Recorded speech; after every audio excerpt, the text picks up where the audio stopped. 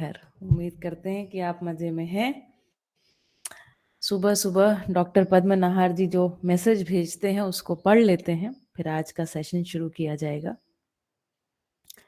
कह रहे हैं कि जीवन है ना, जीवन अर्थात जीवन गठन पूर्ण परमाणु, जीवन नित्य होने के कारण अर्थात जीवन अपने स्वरूप में, नमस्ते सुमन दीदी, जीवन अपने स्वरूप में नित्य और अमर होने के कारण अस्तित्व में ही वर्तमान रहता है। यही शरीर यात्रा समय में मानव कहलाते हैं। शरीर त्यागने के उपरांत यही देवी देवता अथवा भूत प्रेत कहलाते हैं। जैसे लग रहा है कि कल के कन्वर्सेशन से ही अपन आगे बढ़ रहे हैं। तो कह रहे हैं भाई जीवन जो है अपने स्वरूप में नित्य रहता है ना, नित्य और अमर।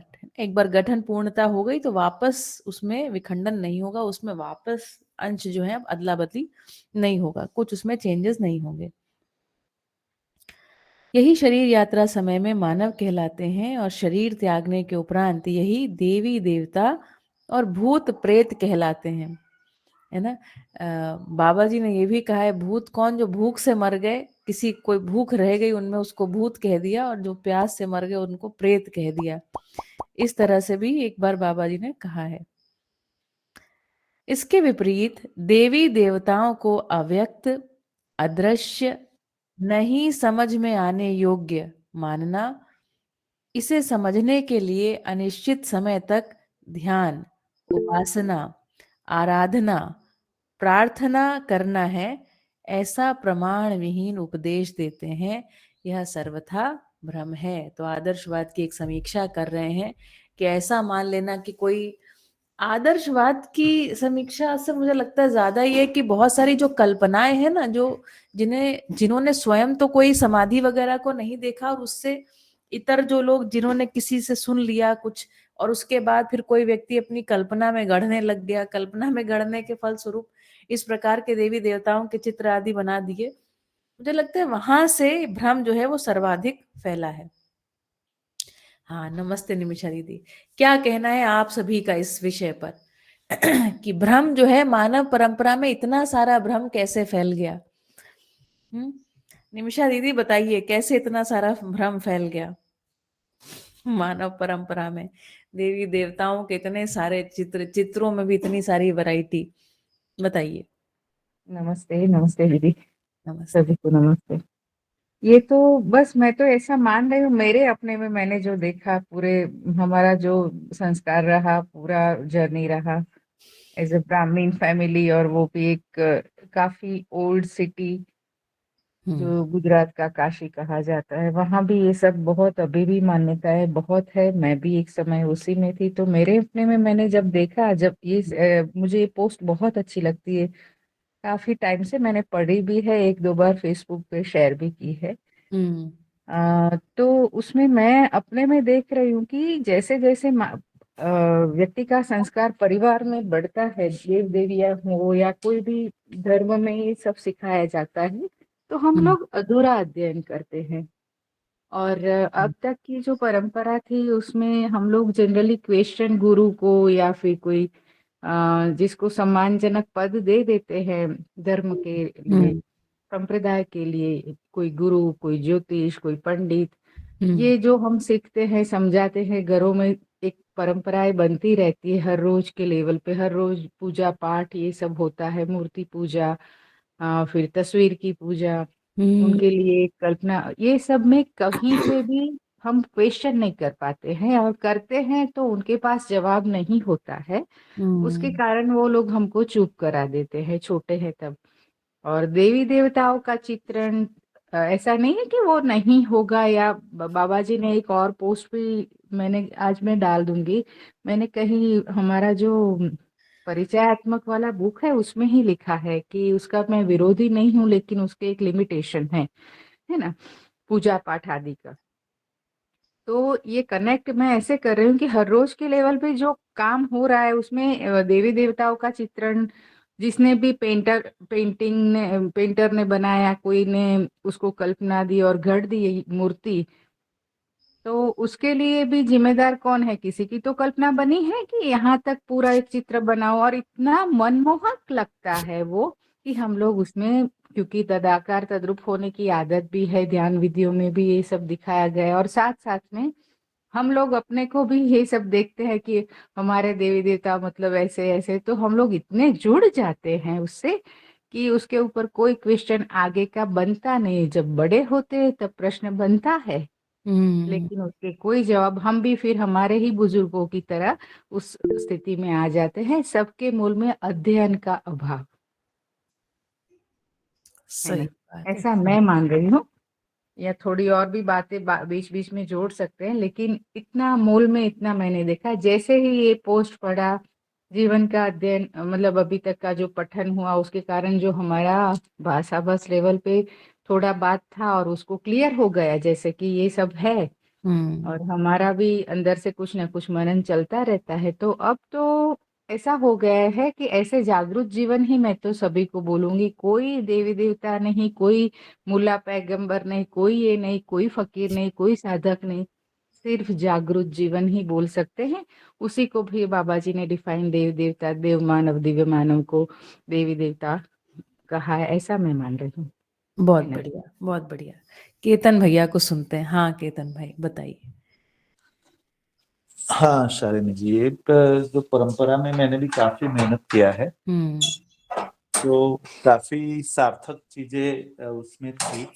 हम्म। और वो एक मिनट अभी ना, तक सभी जो भी बोलने वाले जब वक्ता रहते हैं ना, तो आप अपना वीडियो ऑन कर लिया करिए यदि संभव हो, ताकि जो ऑडियंस बाद में देखते हैं, बहुत सारे लोग देखते हैं क्योंकि बाद में ये है ना, तो वो कनेक्ट कर पाते हैं कि अच्छा हाँ जी जी भैया बोलिए। तो मुझे तो काफी सार्थक लगी चीजें। हम्म। तो उसमें जैसे मूर्ति पूजा है या मंत्र है या नवधा भक्ति है, हम्म। तो जैसे अष्टांग योग है, तो अष्टांग योग भी एक अनुभवगामी विधि की तरह ही मुझे लगती है। जैसे बिल्कुल। यम नियम का आचरण है, फिर हम्म। आसन प्राणायाम, शरीर में पांच प्राण को जो ठीक करने की बात है, हम्म। फिर धारणा प्रत्याहार है, धारणा ध्यान समाधि। तो वो एक तरह से पुरानी अध्ययन पद्धति थी। तो बिल्कुल। ये जैसे हम लोग अभी क्या है कि अनुभव आयाम, विचार आयाम, व्यवहार आयाम और व्यवस्था, कार्य व्यवस्था आयाम तो के बारे में सोचते हैं। ज्यादातर तो सोचते नहीं है। जो जीवन विद्या का स्टडी करते हैं वो भी चार आयाम तक कितने लोग पहुंचे हैं, वो भी एक मीन्स की बहुत बड़ा एक मुद्दा है। हम्म। ज्यादातर लोगों को यही समझ में आ गया कि जीवन विद्या कोई एक नया दर्शन है, हम्म। इसको विकल्प की तरह लेना चाहिए। अच्छी बात है। बाबा ने क्या है कि बाबा ने पहले बहुत सारे शास्त्र, जो भी वेद मूर्ति उनके परिवार में बहुत सारे थे, हम्म। 50 से ज्यादा, और उन्होंने सभी शास्त्रों का वो अभ्यास किया हम्म। और फिर साधना भी की, और उन्होंने एक बहुत अच्छा चीज ढूंढ निकाला। जी। फिर बाबा ने वही वेद मूर्ति लोगों को सिखाने का कोशिश किया। हम्म। तो उन्होंने वो उपमा दिया कि जैसे वेद मूर्ति को इकट्ठा करना मेढक को तोलने के बराबर है। हम्म। तो वहां पे ये प्रॉब्लम था कि वो लोग मीन्स की, क्योंकि अभी जब नागराज बाबा हो गए 1950 में उन्होंने साधना शुरू की, हम्म। तब तक ये जो कंटेंट है, पुराना जो कंटेंट है, जितने भी चार वेद है, चार उपवेद है, फिर ब्राह्मण ग्रंथ है, अरण्य ग्रंथ है, सूत्र हम्म। है, वो सूत्र में से एक योग सूत्र है, अष्टांग योग पातंजलि का बोलते हैं। हम्म। फिर 108 उपनिषद है, या जो छह दर्शन है उसमें निरुक्त है, निरुक्त की मदद से बाबा ने ये पूरा मध्यस्थ दर्शन की जो टर्मिनोलॉजी तैयार की है, परिभाषा। हम्म। तो ये चीजों में काफी सार्थक चीजें थी। लेकिन बीच में जो भी 1000 साल तो भारत के खराब गए हैं, और जो भी है परंपराएं बनी नहीं।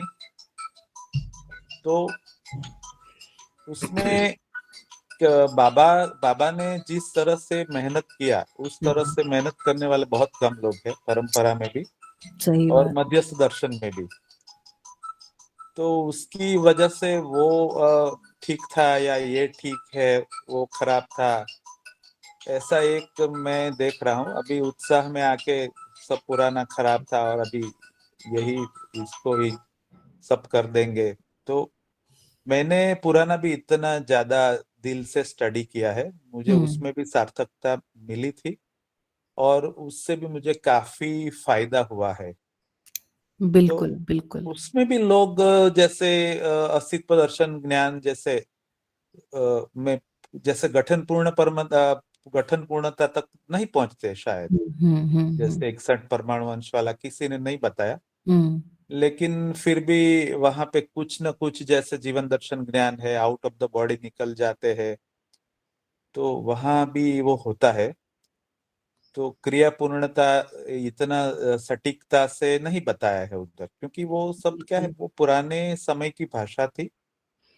तो उसमें एक काल में कुछ कहीं पे डॉट्स मिसिंग हो गए, सब कनेक्ट नहीं हुए, और सब लोगों ने कोशिश किया इतने हजारों साल से, लेकिन उसमें एक क्या है गलत, उसको पकड़ के चलते रहे, उसको ठीक से जैसे अनुसंधान भी नहीं किया, शोध भी नहीं किया, वो मार्ग पे चले भी नहीं, और उस तरीके का काम ज्यादा हुआ परंपरा में भी, और यहाँ भी ऐसा ही हो रहा है। जीवन विद्या में भी ऐसा नहीं है कि कोई लोग अनुभव संपन्न हो जाने वाले हैं, क्योंकि उस तरीके का प्रयास है ही नहीं।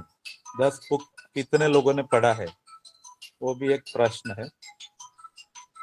तो बाबा ने बहुत अच्छा प्रयास किया, और मीन्स कि दोनों के जैसे पुराना है, लेकिन उन्होंने, बाबा ने एक बड़ी चीज बताई कि चिंदी भी इसकी नहीं जाएगी, पुरानी जो चीज है, एक चिंदी भी नहीं जा सकती, क्योंकि बहुत प्रयास किया उसको। मैं कृतज्ञता पूर्वक बाबा जो परंपरा है उनको प्रति कृतज्ञता व्यक्त करता हूँ कि उन्होंने एक प्रयास किया, तभी बाबा को ये आइडिया आया कि मीन्स कि ब्रह्म सत्य जगत मिथ्या है। तो वो क्वेश्चन कहाँ से आया उनको कि ब्रह्म से जगत उत्पन्न हुआ है तो ब्रह्म क्यों नहीं है। तो ये क्वेश्चन आने के लिए भी इनका जो प्रयास है उनको मैं कृतज्ञता व्यक्त करता हूँ, क्योंकि ये सब कंटेंट नहीं होता तो बाबा को क्वेश्चन ही नहीं आता। सब लोग अगर प्रिय हित लाभ के प्रयास में जीते होते होते और बाबा को इतना अच्छा बैकग्राउंड नहीं मिला होता, जो हम लोगों को नहीं मिला है, मुझे भी नहीं मिला है बैकग्राउंड, फिर ठीक भी बात है। मैंने अपने प्रयास से काफी स्टडी किया और मुझे काफी सार्थकताएं लगी पुरानी चीजों में।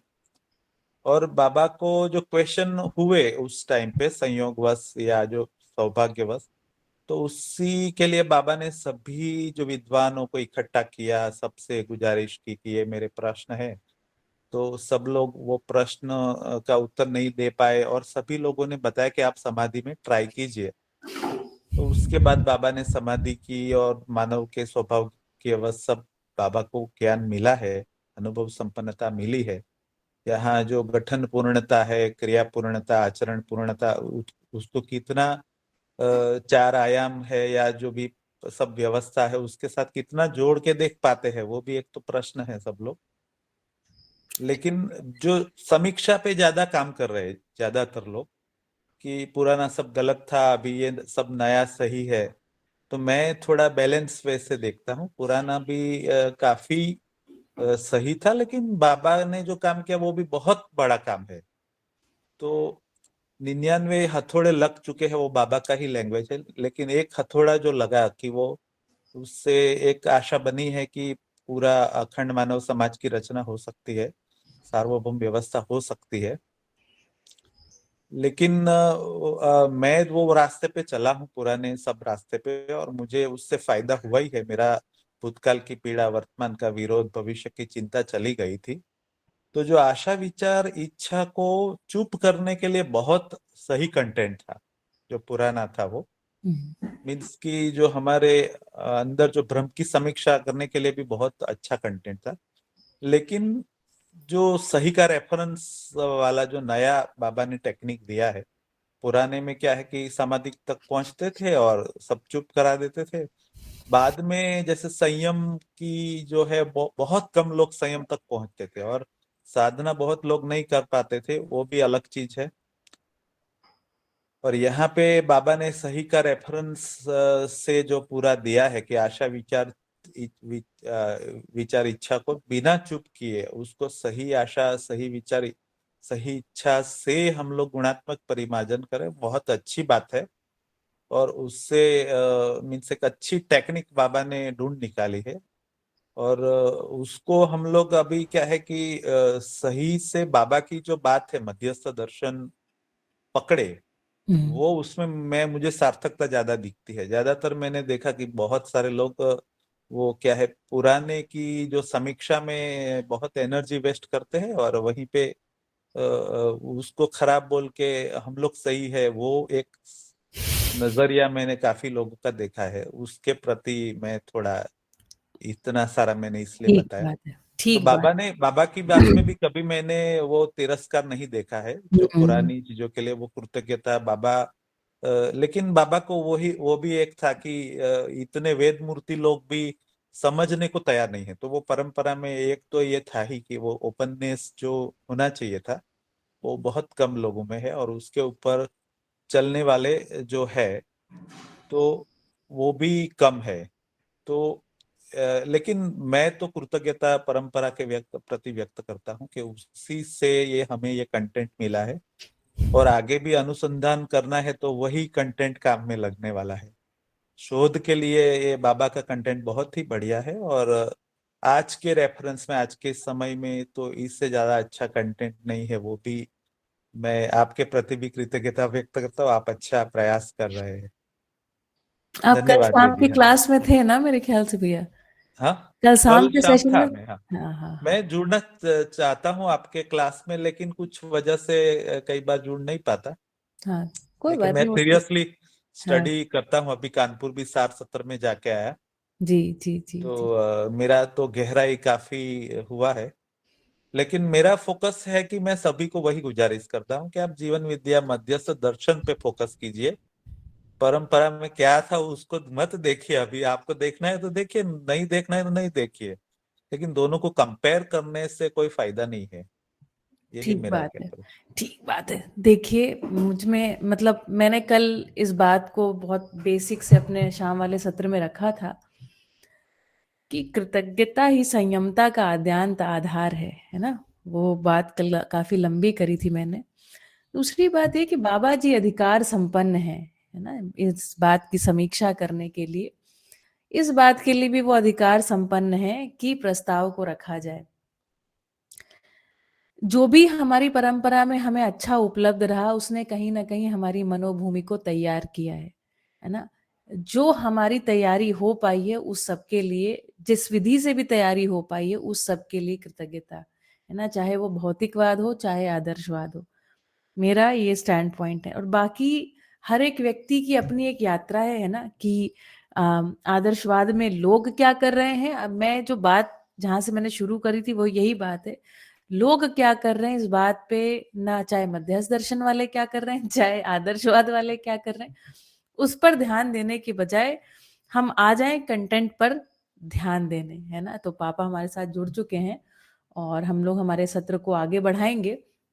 1 या 2 चार्ट्स हमारे हैं जो पेंडिंग है, कम से कम पीड़ा तो दिया जो प्रेरणा है। सही बात है। चलिए, तो पापा आपका स्वागत है। और हमारे पास 2 चार्ट्स हैं। आई थिंक 2 नहीं 1 ही चार्ट है जो हमारा एक थोड़ा-सा कंटेंट बाकी है। इसके बाद हमारा मानवीय प्रवृत्तियों में परिमार्जन के हिसाब से जो हम कंटेंट रख रहे थे उसको लगभग ये फिनिश होने को आया है ना? तो पापा अगर आप अवेलेबल हों तो आपका वीडियो माइक ऑन कर लीजिए और मैं चार्ट शेयर कर देती हूँ। हाँ जी। चार्ट शेयर कर दूं। जी, जी, जी। मुझे बताइएगा ये, पहले मैं ये वाला आपको दिखाती हूँ, ये वाला चार्ट है या कोई दूसरा चार्ट है? ये हो गया था? मुझे ऐसा लगता है ये हो गया था चार्ट। और ये वाला एक दूसरा चार्ट है। मुझे लगता है ये चार्ट जो है ये नहीं हुआ था। हुँ। ये पर्पल वाला जो चार्ट है ना, ये शायद नहीं हुआ था। दोनों नहीं हुए थे, दोनों में अनुभव विचार तक बात हो पाई थी, लेकिन अच्छा। कोई भी खेले में कोई से भी बात शुरू हो सकती है ना। ठीक है, तो मैं यहाँ से शुरू कर देती हूँ, है ना? चलिए जी।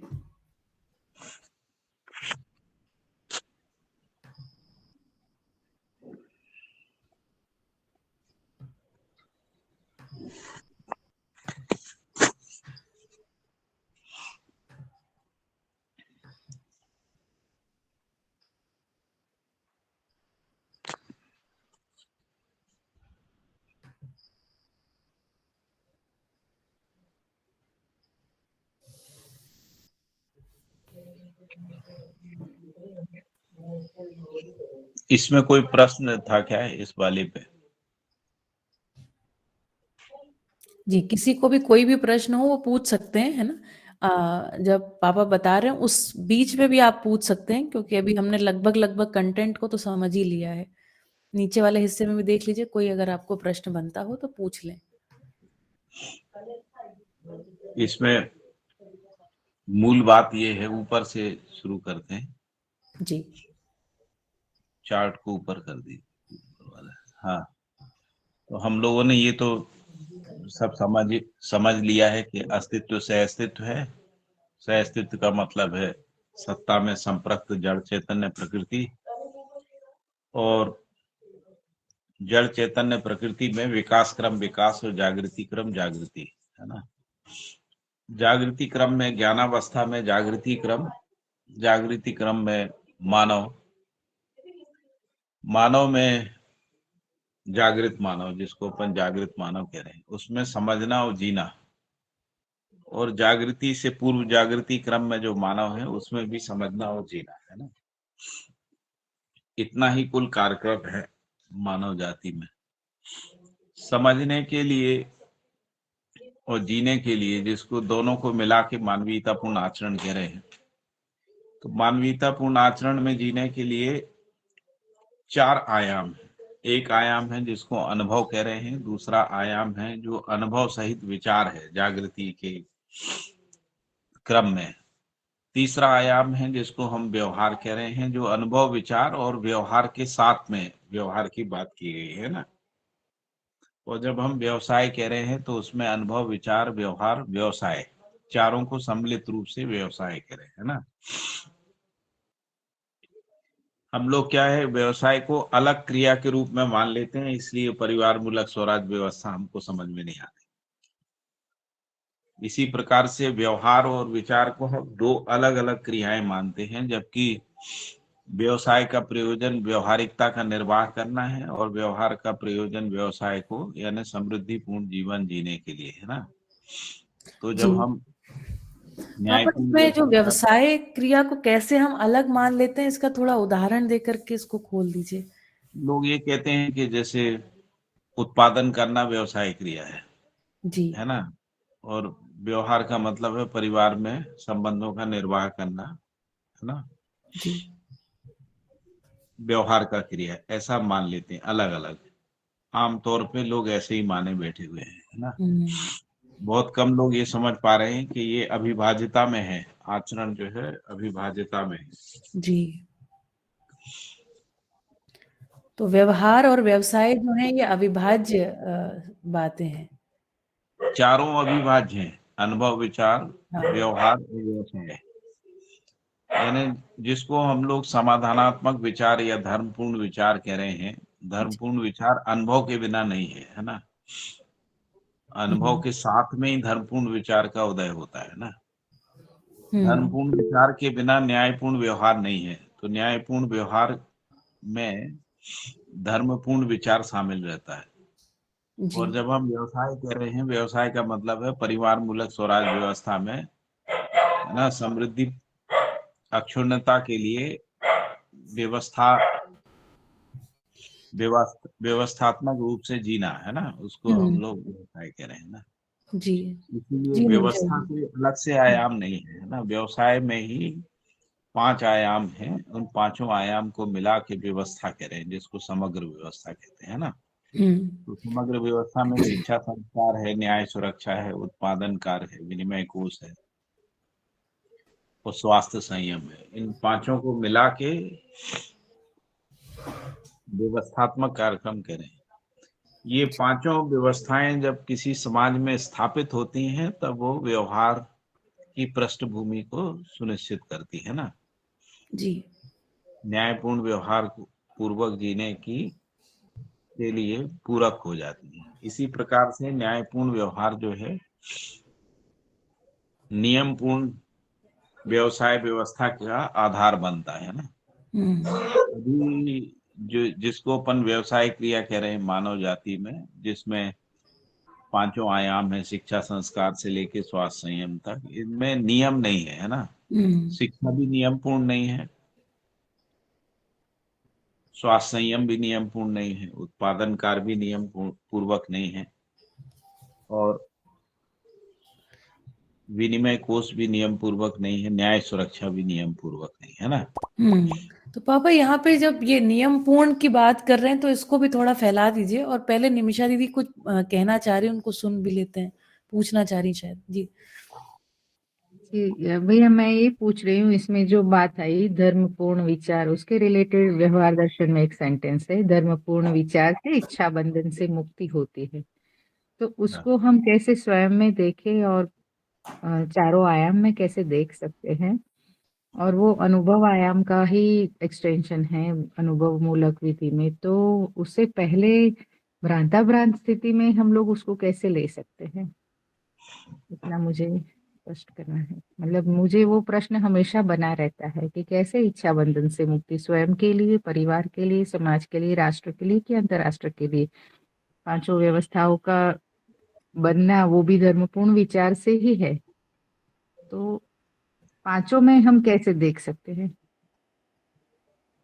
जी, तो अनुभव का मतलब होता है नियम, नियंत्रण, संतुलन, न्याय, धर्म, सत्य को समझना, है ना। अनुभव मूलक विधि में भी यही होता है, और जो अनुभव गामी विधि है उसमें भी हम नियम, नियंत्रण, संतुलन, न्याय, धर्म, सत्य को समझते हैं ना। तो नियंत्रण को परिवार में, व्यक्ति में, परिवार में, समाज में, राष्ट्र, अंतरराष्ट्र में नियंत्रण को समझते हैं ना। इसी प्रकार से व्यक्ति, परिवार, समाज, राष्ट्र, अंतरराष्ट्र की परस्परता में संतुलन को समझते हैं ना। तो इसकी जो समझ है उसी को अनुभव कह रहे हैं। तो जो अनुभवगामी विधि है इसमें जो भी सूचनाएं रहती हैं, इन सूचनाओं के आधार पे नियम, नियंत्रण, संतुलन, न्याय, धर्म, सत्य का अनुमान लगाते हैं ना। अनुमान धीरे धीरे परिपुष्ट होते चले जाते हैं, एक समय के बाद अनुमान की पराकाष्ठा आ जाती है ना। लगता है इससे अधिक अनुमान जो है वो मानव जाति में हो नहीं पाया है ना, इससे अधिक अनुमान हो नहीं सकता है किसी व्यक्ति में, इससे अधिक अनुमान नहीं हो सकता है ना। वही अनुभव की पृष्ठभूमि बनता है।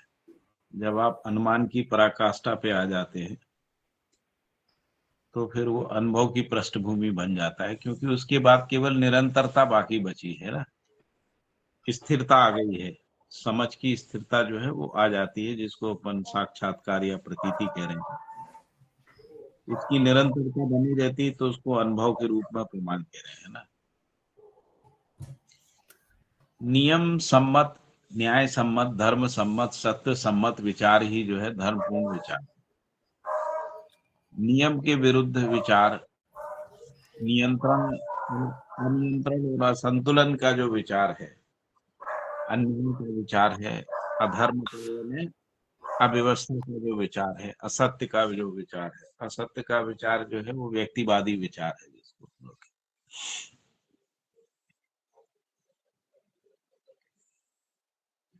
उससे समाधान तक नहीं पहुंच पाते हैं। समाधानात्मक विचार को ही धर्मपूर्ण विचार कह रहे हैं, और समाधानात्मक विचार का मतलब सर्वतोमुखी समाधान, जिसको आपने कहा व्यक्ति, परिवार, समाज, राष्ट्र, अंतरराष्ट्र में, है ना। व्यक्ति में समाधान क्या है? तो व्यक्ति में समाधान जो है जिसको अपन समझ कह रहे हैं, समझदार हो जाना, है ना। ज्ञान विवेक विज्ञान संपन्न हो जाना, यानी ज्ञान विवेक विज्ञान का समझ हो जाना, उसी को कह रहे हैं एक समझदार व्यक्ति, है ना। यदि हमको ज्ञान की समझ नहीं है, ज्ञान का मतलब है जिसको अस्तित्व दर्शन ज्ञान जीवन दर्शन ज्ञान मानवीयतापूर्ण दर्शन ज्ञान कह रहे हैं। यदि ये समझ नहीं है तो प्रश्न बने रहते हैं ना, अस्तित्व क्या है, क्यों है, कैसा है, मानव क्या है, क्यों है, जीवन क्या है, क्यों है, कैसा है। वो प्रश्न जब तक बने हैं इसका मतलब अभी समाधान नहीं हुआ है ना, यानी हर क्या और क्यों कैसे का उत्तर नहीं आया है, या सूचना संपन्न भी नहीं हुए। हमने एक बार ठीक से वांग्मय को पढ़ा भी नहीं, उसकी तर्क सम्मतता को समझा नहीं है, इसलिए प्रश्न बने रहते हैं। तो ज्ञान संपन्नता ही समाधानात्मक विचार है। जी निमिषा बहन कुछ बोल रहे हैं क्या? नहीं भैया, बस यही बोला मैंने कि ये जो आपने बोला तो वही कनेक्ट किया कि हमें अधूरा सूचना के आधार पर सतत मनन चिंतन तो चलता ही रहता है पूरे दिन रात, मतलब दिन से पूर्व या सूचना से पहले भी ये सब स्थितियां तो बनी ही रहती है, लेकिन पूरा वो व्यक्तिवादी मोक्ष के आधार पर ही हम सोचते हैं, तो समाधान पूर्णता तो होती ही नहीं है उसमें, विचार में भी समाधान नहीं है। उसी समय का हम अपना आकलन करें और उसको कहीं ना कहीं हम पांचों स्थितियों से जोड़ते ही नहीं हैं। ये जो हाँ। गैप पूरा दिख रहा है आदर्शवादी विधि में देखो या व्यक्तिवादी विधि में, सभी में यही हालत है। तो वहीं से कंफ्लिक्ट पूरा पीड़ा चालू ही रहता है सभी मनुष्यों में, कोई न कोई लेवल पे, जो अभी के लेवल पे बोला जाए कि भौतिकवादी विधियों में रिसर्च बेस्ड पूरा चलता ही रहता है। समाधि वाला जो पूरा मुद्दा है उसमें तो कोई ना कोई कहीं ना कहीं ये रिसर्च वाला एक बात ही कम है, एक व्यक्तिवादी ही पूरी बात है।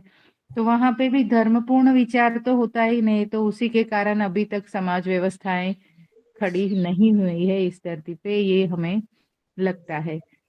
आज बिल्कुल आज सही है। पूरा समझ आ गया कि नियम नियंत्रण संतुलन न्याय धर्म सत्यपूर्ण विचार ही धर्मपूर्ण विचार है। तो सभी को किस तरह से कोई भी चीज को देखना, उसका मैंने मतलब जो कार्य वाला पोर्शन है उसको भी देख ले, जिससे जो ग्लोबल वार्मिंग वाली पूरी बात है या पूरी पांचों व्यवस्था की बात है, सब भी सभी को देख ले तो समाधान पूर्ण विचार से ही आएगा। और उसके लिए हम सबको काफी रिसर्च लेवल पे काम करना है। तो जो प्रबोधक तो है ही, बहुत बड़ा काम कर ही रहे हैं। हम लोग भी कुछ ना कुछ सोचते रहते हैं, लेकिन उसका एग्जीक्यूशन तो कहीं ना कहीं कम ही होता है। तो मेरे हिसाब से बहुत सारा काम ग्लोबल वार्मिंग वाला जो पोर्शन है उसमें भी बहुत सारा काम, मतलब भौतिक चीजों का यूज, मैनिपुलेशन, उसका आउटकम, ये सब चीजें जो हो रही उसमें भी बहुत सारा शिक्षा व्यवस्था के थ्रू रिसर्च एक्टिविटीज का काम है कि जिससे आज जो स्थितियां बनी है जिसमें नियम विरोधी ही संपूर्ण कार्य हो गए, बिकॉज कुछ भी समझ के बिना ही हो रहा है, तो वो भी आगे व्यवस्था के लिए काम करने के लिए रिसर्च का बहुत जरूरी है इस सूचनाओं के आधार पर। हाँ। सूचना के बिना कुछ नहीं है ना। जी जी, थैंक तो यू। ज्ञान संपन्नता होने से विवेक संपन्नता आती है ना। विवेक संपन्नता का मतलब है आत्मा का अमरत्व, शरीर का नश्वरत्व और व्यवहार के नियमों का ज्ञान। अभी हम लोग व्यवहार को समझने जाते हैं तो पता लगता है व्यवहार के नियमों का ज्ञान नहीं हमको, है ना। व्यवहार हम अपनी अनुकूलता प्रतिकूलता के आधार पे देखते हैं, है ना। दूसरा है कि शरीर मूलक विधि से व्यवहार करने का प्रयास करते हैं ना,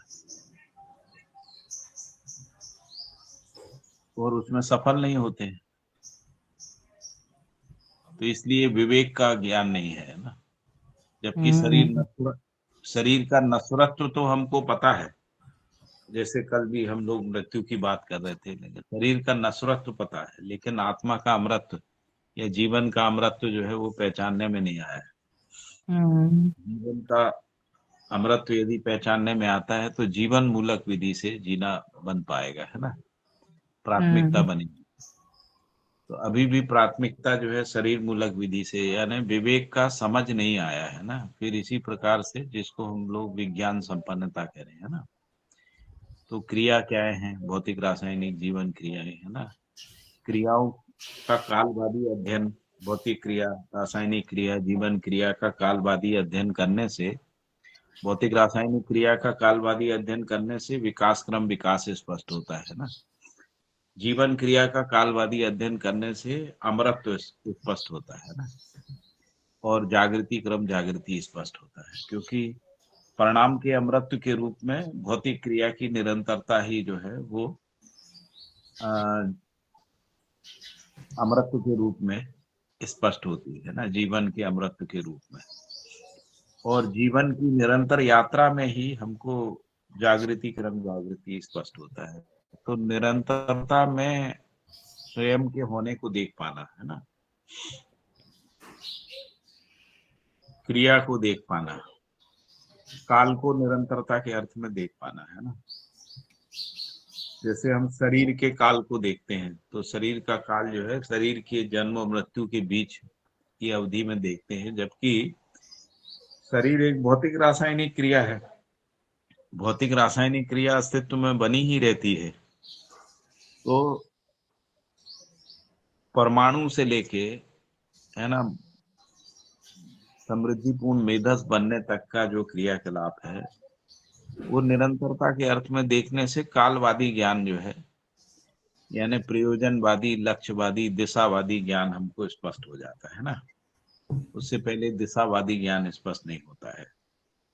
निरंतरता स्पष्ट होने से हमको लक्ष्य स्पष्ट होता है। निरंतरता स्पष्ट, क्रिया की निरंतरता स्पष्ट होने से दिशा स्पष्ट होती है। तो व्यक्तिवादी होने के कारण से अध्यात्म और विज्ञान दोनों व्यक्तिवादी होने के कारण से काल को टुकड़े में देखते हैं, क्रिया को टुकड़े में देखते हैं। और इसी के कारण से भौतिकवाद, आदर्शवाद लक्ष्य को नहीं पहचान पाया है ना, क्रिया की निरंतरता को ना देख पाने के कारण से, इसीलिए समाधान तक नहीं पहुंच पाया है ना। ठीक है, ये बहुत बहुत बढ़िया भैया, एक्स्ट्राऑर्डिनरी। अभी कनेक्ट हो रहा है पूरा कि कहाँ गैप है और उसको कैसे फुलफिल करना है। इसी प्रकार से जब हम व्यवहार क्रिया को अविभाज्यता, अखंडता में नहीं देख पाते हैं, तब हम उसको टुकड़े में देखते हैं। मेरा व्यवहार, परिवार का व्यवहार, ऐसा करके देखते हैं। जबकि मानव जाति में जो व्यवहार है वो अविभाज्य क्रिया है। इसको हर व्यक्ति सामान्य तर्क से पहचान पाता है ना। व्यक्ति में व्यवहार, संबंधों की स्वीकृति और मूल्यों के निर्वाह में निष्ठा, इस रूप में ही रहता है बस। परिवार में व्यवहार संबंधों की स्वीकृति, संबंधों में मूल्य पूर्वक जीने में निष्ठा सहित संबंध निर्वाह के रूप में रहता है, जो कर्तव्य दायित्व के रूप में। संबंधों का निर्वाह कर्तव्य और दायित्व के साथ होता है ना। कर्तव्य निर्वाह परंपरा को यदि हम मानव परंपरा में देखते हैं तब उसको संस्कृति कह रहे हैं। दायित्व निर्वाह परंपरा को जब मानव परंपरा में देखते हैं तब उसको सभ्यता कह रहे हैं ना। तो इस प्रकार से जो न्यायपूर्ण व्यवहार है वो संस्कृति सभ्यता के योगफल में है। संस्कृति सभ्यता जो है वो न्यायपूर्ण व्यवहार के लिए पूरक है ना। तो जो मतलब भी भैया एक बीच में अटका रही हूँ, आप आगे जो सेंटेंस बोले उसको रिपीट कीजिए प्लीज। कर्तव्य वाला जो है वो संस्कृति से रिलेटेड है, कर्तव्यवादी निष्ठा सहित जो कर्तव्य है, हाँ, तो उसको संस्कृति सभ्यता से का, जोड़ते हैं। हाँ। हाँ, सभ्यता तो का वो मतलब होता है संबंधों की पहचान, मूल्यों का निर्वाह, मूल्यांकन, है ना। इसको सभ्यता कह रहे हैं। हम्म। और व्यवस्थात्मक विचार, धर्मपूर्ण विचार, है ना। और धर्मपूर्ण विचार के अर्थ में व्यवस्था में जीना, व्यवस्था में भागीदारी करना, है ना। इसको संस्कृति वाला भाग कह रहे हैं ना। यस। तो फिर धर्मपूर्ण विचार में आप जैसे डिफाइन अभी किए, उसको सेपरेट किया जैसे, तो संस्कृति वाले पोर्शन से ही कनेक्टेड है, तो कर्तव्य आप विवेक विज्ञान संपन्नता से ही सिर्फ जोड़े कि व्यवस्थात्मक विचार मतलब पूरा ही व्यवस्था, तो उसमें दायित्व भी आ गया, सभ्यता और संस्कृति दोनों आ गया, कैसे जोड़े हाँ, तो उसको? वैसे तो है ही, विवेक, लेकिन फिर भी एक सेपरेशन, इसलिए एक स्टडी लेवल का बात कर रही हूँ कि उसको विज्ञान में कनेक्ट। विवेक और ज्ञान शामिल है ना। विवेक में ज्ञान शामिल है। यस। जिसको ओके। हम लोग भूगोल कह रहे हैं वो सभ्यता का हिस्सा है ना, जिसको हम विज्ञान कह रहे हैं वो संस्कृति का हिस्सा है ना। हम्म।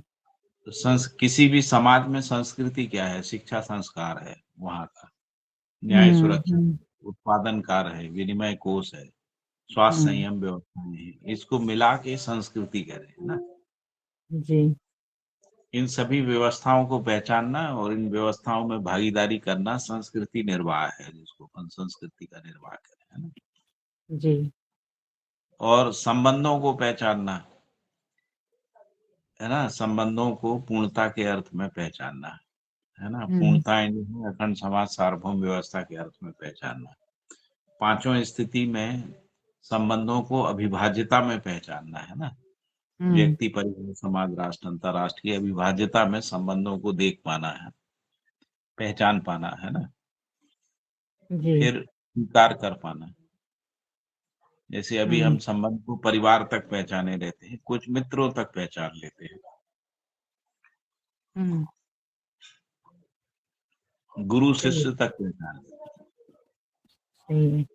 जैसे बाबा जी को हम संबंध के रूप में, गुरु के रूप में स्वीकार कर लेते हैं ना। हम्म। लेकिन सही है। पूरी मानव जाति संबंध में है, ये नहीं देख पा रहे हैं ना। तर्कपूर्ण विधि से देख पाते हैं लेकिन अविभाज्यता में नहीं देख पा रहे हैं, क्योंकि अभी संबंध निर्वाह परंपरा नहीं है समाज में। संबंध निर्वाह निरंतरता की परंपरा नहीं है। लेकिन तर्क से इतना तो समझ में आता ही है कि एक व्यक्ति का जो व्यवहार है वो परिवार पे आश्रित होता है ना, परिवार का व्यवहार समाज पे आश्रित होता है, क्योंकि व्यवहार निर्वाह के जो सूत्र हैं, जो व्याख्याएं हैं, जो परंपराएं हैं, जो मान्यताएं हैं या जो संस्कार हैं, वो समाज से ही आते हैं, परिवार में, है ना। चाहे वो शिक्षा बिल्कुल। संस्कार से आते हो या अनौपचारिक शिक्षा से आते हो। जैसे अभी भी आदर्शवाद में कहाँ से आ रहा है? तो मनुस्मृति से आ रहा है या परिवार परंपराओं से आ रहा है ना।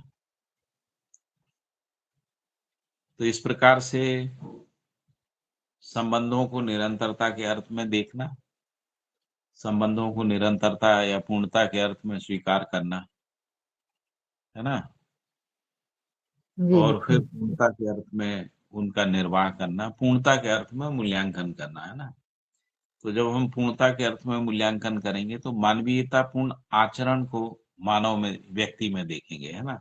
मानवीयतापूर्ण आचरण को परिवार में देखेंगे, मानवीयतापूर्ण आचरण को समाज में देखेंगे, है ना। मानवीयतापूर्ण आचरण के आधार पे विधि विधान संविधान का मूल्यांकन होगा। तो मूल्यांकन का आधार जो है अखंड समाज सार्वभौम व्यवस्था हो जाएगा, क्योंकि अखंड समाज सार्वभौम व्यवस्था के रूप में ही मानवीयतापूर्ण आचरण है। मानवीयतापूर्ण आचरण के अर्थ में संबंध को स्वीकारना, यानी पूर्णता के हम्म। अर्थ में संबंध को स्वीकारना। अभी हम्म। हम लोग शरीर की सीमा तक या शरीर संबंधों की सीमा तक ही संबंध को पहचानते हैं, और उसमें भी अनुकूलता प्रतिकूलता रहती है। जैसे किसी हम्म। परिवार में बुजुर्गों की डेथ हो जाती है तो परिवारों में फूट पड़ जाती है ना, अलग अलग हो जाती है, अलग अलग व्यवहार हो जाता है। पर माता पिता तक एक व्यवहार बना रहता है, लेकिन माता पिता के जाने के बाद जो है भाइयों में उनके परिवारों के व्यवहार अलग अलग हो जाते हैं, विभाजित हो जाते हैं, क्योंकि अभी परिवार मूलक स्वराज व्यवस्था पूर्वक जीने का समझ नहीं है ना, इसलिए ऐसा हो जाता है। जी। मानवीयतापूर्ण आचरण को समझने जाते हैं तो मूल्य चरित नैतिकता के रूप में स्पष्ट होता है ना। मूल्य जो है पूर्णता के अर्थ, पूर्णता का जो भाव है उसी को मूल्य कह रहे हैं ना। जैसे विश्वास, सम्मान, प्रेम, स्नेह जो है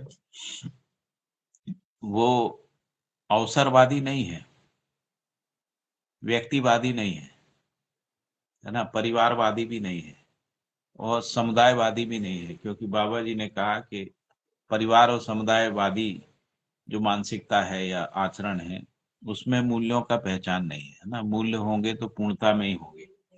जैसे कोई व्यक्ति विश्वास पूर्वक जीता है तो सबके साथ विश्वास पूर्वक जीता है ना, स्नेह के साथ जीता है तो सबके साथ स्नेह पूर्वक जीता है। तो यदि हम ये कहते हैं कि हमारा इन पे विश्वास है, इन पे विश्वास नहीं है, इनके साथ स्नेह है, इनके साथ स्नेह नहीं है, तो इसका मतलब स्नेह नहीं है, विश्वास नहीं है ना,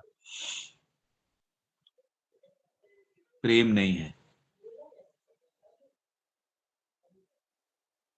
ठीक है, ये समझ सभ्यता नहीं, तो उसको सभ्यता नहीं है ऐसा ही बोल देवे कि सभ्यता हाँ, नहीं है हम लोग, है ना, क्योंकि अमूल्य संबंधों चरित्र में। नैतिकता तीनों को मिला के सभ्यता कह रहे हैं। ओके, हाँ जी, जी, बहुत बढ़िया भैया,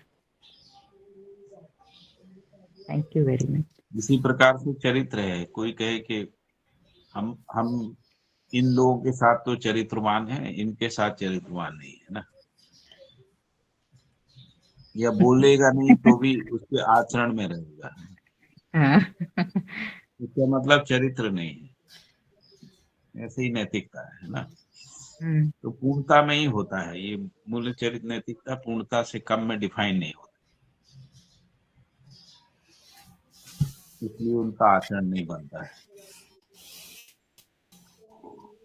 बहुत बढ़िया भैया। भैया मूल्य चरित्र और नैतिकता में कई बार बहुत ज्यादा डिफरेंस कर नहीं पाते हैं, तो थोड़ा सा आप यहाँ पे उसको स्पष्ट करेंगे, क्योंकि ये तो सब इंटरकनेक्टेड है। मूल्य संबंधों में रहते हैं, चरित्र परिवारों की परस्परता में रहता है। स्वाधन परिवार में स्वाधन नहीं होता है ना, परिवार में स्वाधन परधन नहीं होता है, परिवार का धन स्वाधन ही होता है। तो जो स्वाधन परधन है वो परिवारों की परस्परता में आता है। स्वनारी स्वपुरुष भी परिवार की परस्परता में होता है। परिवार में तो सब नारियां संबंध के अर्थ में डिफाइंड रहती है ना, माता के रूप में, बहन के रूप, पत्नी के रूप में डिफाइंड रहती है। पुरुष भी डिफाइंड रहते हैं, है ना, पिता के रूप में, पति के रूप में और भाई के रूप में, है ना। तो वहां पे स्वनारी स्वपुरुष का प्रश्न नहीं आता है, स्वनारी स्वपुरुष का प्रश्न परिवारों की परस्परता में आता है। और फिर दयापूर्ण कार्य व्यवहार भी नहीं होता, जैसे माता पिता बच्चों पे कोई दया नहीं करते हैं ना, यदि दया कर रहे हैं तो शासन प्रवृत्ति आ गई, दया नहीं कर, संबंधों का निर्वाह करते हैं। और संबंधों का निर्वाह क्यों करते हैं? तृप्ति के लिए करते हैं ना। तो इसलिए जो चरित्र है वो परिवारों की परस्परता में ही स्पष्ट होता है। नैतिकता जो है वो समाज में स्पष्ट होती है। नैतिकता का मतलब है तन मन धन का सदुपयोग करना है। हम जो उत्पादन करते हैं उसका सदुपयोग और सुरक्षा को सुनिश्चित करना नैतिकता है। जैसे परिवार से ज्यादा नैतिकता जो है वो समाज में रहती है, क्योंकि समाज में सभी उत्पादन जो है वो योजनाबद्ध तरीके से होता है।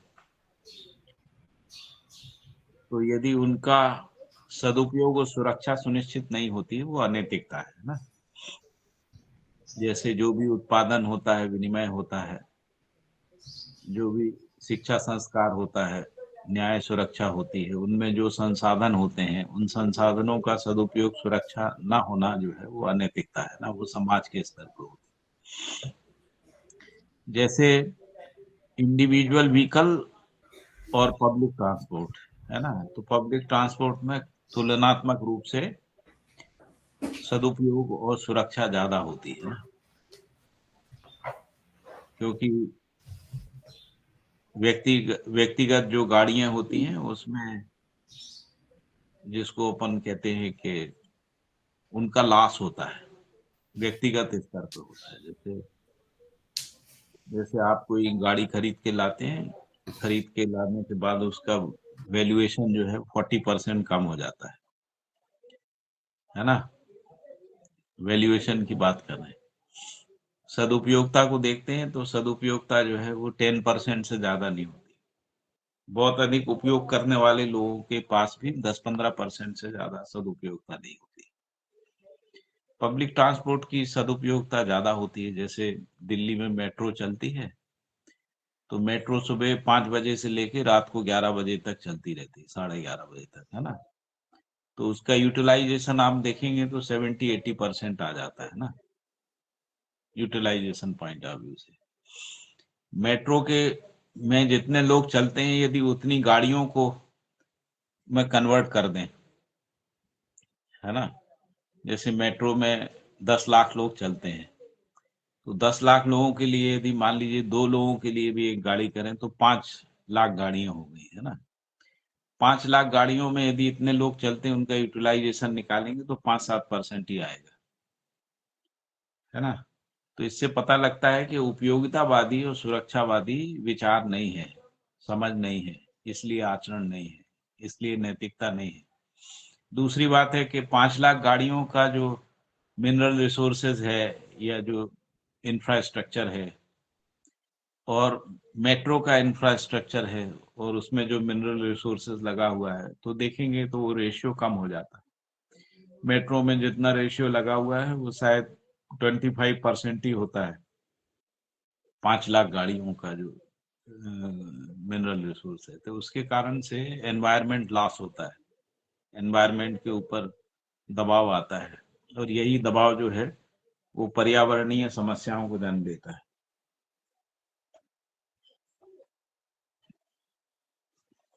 ये समझ में आ रहा है ना नैतिकता? हाँ भैया, समझ में आ रहा है। तो भैया नैतिकता थोड़ा इन तीनों के बिना नैतिक नैतिकता को हम मानवेतर प्रकृति के साथ ज्यादा जोड़ सकते हैं, और चरित्र और मूल्य जो है वो मानव के साथ में, ऐसा भी थोड़ा मुझे लग रहा है। मानवेतर प्रकृति, जब अपन तन मन धन कह रहे हैं ना, तो मन तो मानवेतर प्रकृति नहीं है ना, हाँ, और मन तो तन नहीं। भी जो है वो मन के साथ ही है ना। तन, यदि मन के बिना तन है तो वो तो निर्जीव है, फिर वो तो कोई काम का नहीं है, उसमें क्या सदुपयोगता सुरक्षा करें। इतना ही हो सकता है कि उसको जलाने में ज्यादा सदुपयोगता है कि जमीन में दबाने में ज्यादा सदुपयोगता है तन की। इससे ज्यादा और क्या विचार करेंगे, है ना। हाँ, इतना बारीकी से सोचा नहीं। मन के हाँ, साथ ही है तन तो फिर वो। अब इसके बाद धन आता है जो ना, जिसको अपन उत्पादित वस्तु कह रहे हैं ना। तो उत्पादित वस्तु का सदुपयोग, तो उत्पादित वस्तु कार भी है, मेट्रो भी है ना। उत्पादित वस्तु खाद्यान्न भी है, उत्पादित वस्तु फल भी है, दूध भी है, कपड़ा भी है, घर भी है ना। ये सब है। तो उत्पादित वस्तु का सदुपयोगता सुरक्षा। हम जूते खरीदते हैं, वो भी उत्पादित वस्तु है ना, उसका भी सदुपयोगता सुरक्षा। तो हमने इसको, जब तक हम इसको पूर्णता में नहीं देखते हैं नैतिकता को, तब तक हमको नैतिकता के प्रश्न समझ में ही नहीं आते, क्योंकि हम व्यक्तिवादी तरीके से संसाधनों को देखते हैं। इसलिए व्यक्तिवादी सुरक्षा और व्यक्तिवादी सदुपयोग पे अटक जाते हैं। व्यक्तिवादी सदुपयोगता और व्यक्तिवादी सुरक्षा से पर्यावरण बच नहीं सकता है, आप कितना भी सुरक्षित होके जिए। लेकिन यदि संसाधन व्यक्तिवादी है, जैसे एक गांव में सभी परिवार का अपना अपना ट्रैक्टर है, तो ट्रैक्टरों का सदुपयोग प्रमाणित नहीं होगा, है ना, क्योंकि एक गांव में ट्रैक्टर का सदुपयोग जो है यदि देखा जाए यूटिलाइजेशन पॉइंट ऑफ व्यू से, और गांव की आवश्यकता के आधार पे, तो पता लगेगा कि मुश्किल से 10-12 ट्रैक्टर की आवश्यकता है, और 100 ट्रैक्टर हैं, 80 ट्रैक्टर हैं किसी गांव में। तो वो तो मिनरल रिसोर्सेस पे दबाव है ना, आदमी के श्रम का दुरुपयोग है ना, खनिजों का दुरुपयोग है, ईंधन का दुरुपयोग है, उसको रखने की जगह का दुरुपयोग है। 100 ट्रैक्टर को रखना और 5-10 ट्रैक्टर को रखना, उसके मेंटेनेंस का दुरुपयोग है, मेंटेनेंस नहीं हो पाता है। तो एक एक चीज पे आप विचार करेंगे तो पता लगेगा कि जब तक मानव संगठित होके जीता नहीं है ना, जिसको कह रहे हैं अखंड समाज के अर्थ में परिवार मूलक विधि से जीने को सुनिश्चित नहीं, तब तक नैतिकता की तो कल्पना ही नहीं की जा सकती है ना। हम लोग अभी जो भी नैतिकता की कल्पनाएं कर रहे हैं वो व्यक्तिवादी, समुदायवादी या राष्ट्रवादी के आधार पे है। अभी देखिए ना, युद्ध में कितना दुरुपयोग हो रहा है संसाधनों का, क्योंकि हमको पता ही नहीं है। ट्रिलियन डॉलर के हथियार जो है वो हम 40-50 दिन के युद्ध में खर्च कर देते हैं ना। तो ट्रिलियन डॉलर का मतलब जो है वो उसमें कितनी श्रमशीलता लगती है उसका अनुमान ही नहीं होता है। तो इसलिए मूल्य चरित नैतिकता को पूर्णता में ही देखने की जरूरत होती है ना। तो मूल्यों का निर्वाह भी ऐच्छिक नहीं है, मतलब मेरा ना इनके साथ है ना ना निर्वाह வால்யூம் के ऊपर उसका असर हुआ है. இங்க இது பண்ணிருக்காரு வால்யூம் பட்டன் அங்க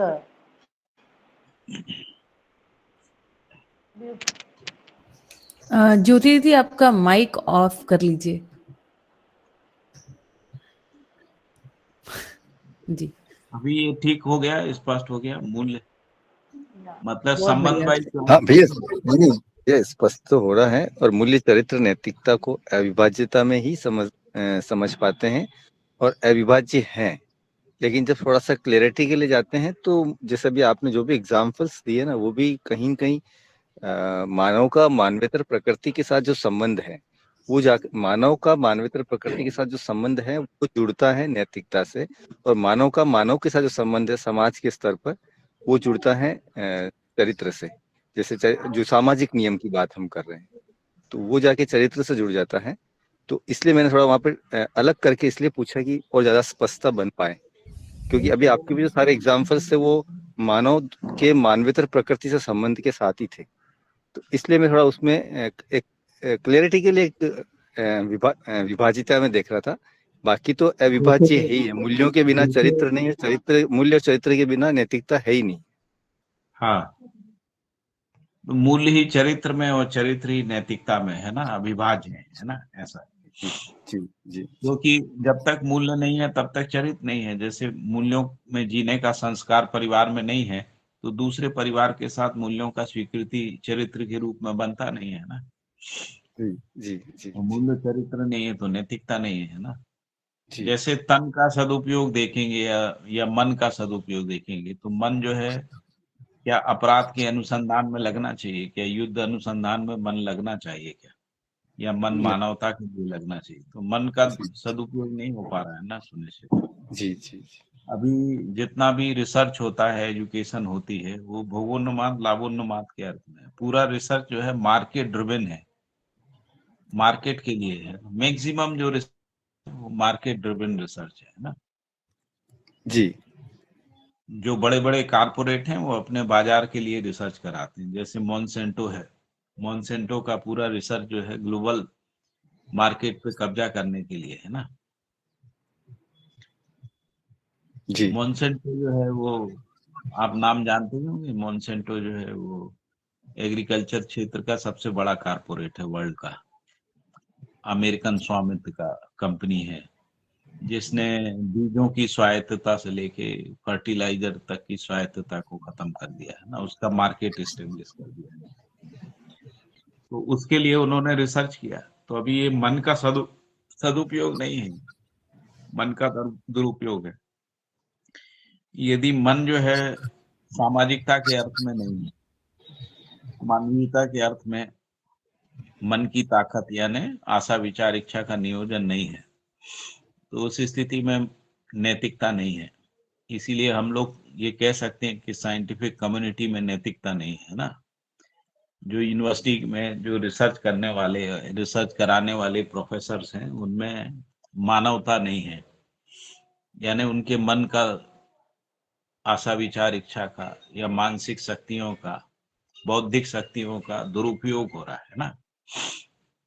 ठीक है, ये यहाँ पर मन जोड़ गया जाके है ना। जी जी जी भैया। जैसे तन का उपयोग है, तन युद्ध करने के लिए है या उत्पादन करने के लिए है। तन का उपयोग किसमें होना चाहिए मानव जाति का? युद्ध करने के लिए। अभी दुनिया में कई देश जो हैं वो कंपलसरी मिलिट्री ट्रेनिंग कराते हैं। क्यों कराते हैं? क्योंकि युद्ध को अनिवार्य मानते हैं। युद्ध अनिवार्य क्यों है? क्योंकि असामाजिकता है, दूसरे से भय है ना, दूसरे देशों से भय है। तो मानव भय मुक्त होके जीना चाहता है, तो जब तक भय है तब तक तन को युद्ध के लिए तैयार करता है। भय मुक्त होगा तो श्रम पूर्वक समृद्धि के लिए तन तैयार होगा, निपुणता कुशलता का विकास होगा। अभी निपुणता कुशलताएं जो हैं युद्ध के लिए, हिंसा के लिए, लड़ाई झगड़े के लिए। ठीक है, बहुत जी उदाहरणों को फैलाते जाइए, आपको बहुत सारे उदाहरण दिखने लगेंगे। जी तो जो मैंने उदाहरण दिए वो संकेत मात्र हैं, आप ऐसा फैला के देख लीजिए। जी अभी समाज में जैसे हम लोग अभी राजनीति में जो मन का उपयोग कर रहे हैं, बौद्धिकता का उपयोग कर रहे हैं, एक दूसरे को नीचा दिखाना, एक दूसरे की आलोचना करना, निंदा करना, एक दूसरे को कलंकित करना, ये सब कर रहे हैं। ये मन का ठीक दुरुपयोग है ना, कि नहीं है? बौद्धिक शक्तियों का दुरुपयोग है। ठीक जबकि बौद्धिक शक्तियों का सदुपयोग क्या होगा? तो वो यही होगा कि कैसे हम एक हों, कैसे हम मिलजुल के काम करें, एक दूसरे के विकास और जागृति में सहायक हों, कैसे शिक्षा ठीक हो, कैसे स्वास्थ्य संयम व्यवस्थाएं ठीक हों, समाज में न्याय सुरक्षा व्यवस्था की व्याप्ति हो। इसमें यदि बौद्धिकता का नियोजन करते हैं तब हम ये कहेंगे कि मन का सदुपयोग हो रहा है ना। तो अभी तो सब जगह हम बच्चों को भी, जो व्यावसायिक परिवार होते हैं वो बच्चों को सिखाने लगते हैं, ऐसे लाभ कमाना है, ऐसे ज्यादा पैसा कमाना है, उस ओर धकेल देते हैं। ये भी अनैतिकता ही है, अनैतिकता की ओर ले जाते हैं ना, क्योंकि उनमें लाभ की मानसिकता, लाभोन्मुखी मानसिकता या उनमें संप्रदाय मानसिकता को प्रतिष्ठित कर देते हैं। उसको जो जन्म से न्याय का याचक होता है उसमें जो है भेद दृष्टि को पैदा कर देते हैं, और फिर यही भेद दृष्टि जो है वो समस्या का कारण बनती है। ठीक है, इन्हीं जी को सामाजिक नियम भी कह रहे हैं, चरित्र को सामाजिक नियम बोला है ना। हाँ भैया, सामाजिक ये कनेक्शन मैं भी देख पा रहा था, लेकिन मैंने रखा नहीं, क्योंकि फिर वो वापस बात थोड़ी विभाज्यता में चली जाती। तो मैं भैया मूल्य को बौद्धिक नियम, और चरित्र को सामाजिक नियम, और नैतिकता को प्राकृतिक नियम से भी एक जुड़ा हुआ देख पा रहा था, तो पर मैंने उसको रखा नहीं था। नहीं, ये तीनों को मिला के सामाजिक नियम कह रहे हैं। बौद्धिक नियम अलग हैं। बौद्धिक अच्छा नियम जिसको अपन कह रहे हैं वो असंग्रह, स्नेह, विद्या, सरलता और अभयता है। जी तो यदि इसने विद्या, सरलता, विद्या, अभयता, इसका विचार यदि होता है तभी वो समाधान है, मानव जाति में वैचारिक समाधान को प्रस्तुत करते हैं। क्योंकि संग्रहवादी विचार, द्वेष और घृणावादी विचार, अविद्यावादी विचार, भयवादी विचार और अहंकारवादी विचार है ना, ये समस्याओं को जन्म देता है ना, इसलिए ये समाधान नहीं, इसलिए इसको बौद्धिक नहीं बोला है ना। हाँ जी, भौतिक नियम को ही भैया हम लोग धर्मपूर्ण विचार से सीधा जोड़ सकते हैं। पहला प्राइमरी कनेक्शन वही बैठता है सभी मानवों में, और फिर डायरेक्शन उसका हम लोग ले जा सकते हैं समाज में और परिवार, मतलब चरित्र नैतिकता जो भैया कनेक्शन बिठा रहे हैं ना किशन भैया, वो ऐसा कुछ उनको मैं देख, लेकिन सब कुछ सहअस्तित्व में ही है। मूल्य है तो भी सहअस्तित्व में, चरित्र भी और नैतिकता, तीनों को हम जोड़ के अलग अलग नहीं कर सकते। उसका कनेक्शन, इंटरकनेक्शन काफी जुड़ा हुआ है ना। तो हाँ, बौद्धिक नियम एक है, से ही एक है मूल्य फर्स्ट की जो समझ। धर्मपूर्ण विचार है उसको बौद्धिक नियम से पहले, मतलब सभी मानवों में ये सब हो जाए, ऐसा शिक्षा, ऐसा व्यवस्था, तभी धर्मपूर्ण विचार की सफलता है। हाँ, तो धर्मपूर्ण विचार ही जो है मानवीय प्रवृत्तियों के रूप में बौद्धिक नियम है ना। धर्मपूर्ण हम्म। विचार के बिना अमानवीय प्रवृत्ति हैं, जो अमानवीयता का विचार है ना।